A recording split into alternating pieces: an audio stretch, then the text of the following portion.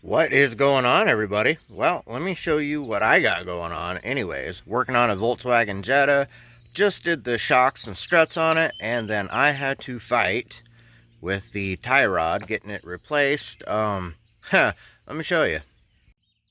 So here we have the new tie rod installed, got that, got a nice suspension. This is all looking really nice, right? Except for the rust, but we're not looking at that. We're looking at this, okay? So what we're looking at here is getting this off, which should always be really easy. Getting this nut off back here should be pretty simple. Well, it was. Getting this off the tie rod, outer tie rod off the inner tie rod was the problem. So a little hacky with the grinder, and we got it off. Now, really, what I'm here to show you guys is not only what I'm doing and what I had to do for this, but also if you're doing general maintenance on your vehicle and you're just, you're changing out the shocks, right? And your tie rods are good, your ball joints are good underneath, all that, right? And you want to reuse them. This is probably the best tool to use. It's a ball joint separator. You can use it on tie rods as well. And you've seen in one of my videos, I showed how these work. But really, it just slides under. You torque this down, and it raises up, and it pushes on the bottom of the nut back there. You got to get it in all the way. I'm just showing you guys so you can see how it works. The other option is to use a pickle fork.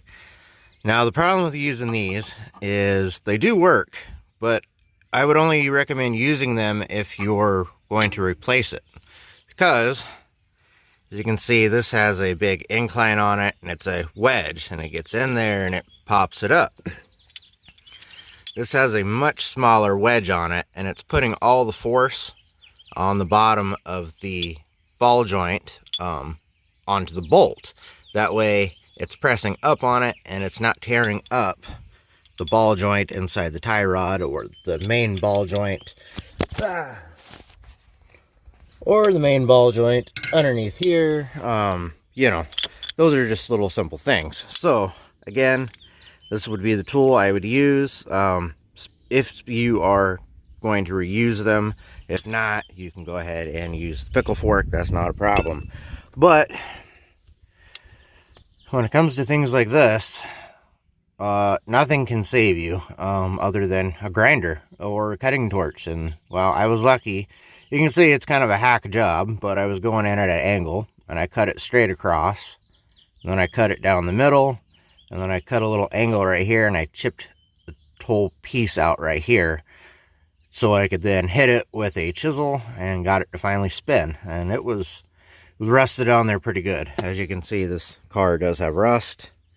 It's not new by any means, but well, she still runs like a champ.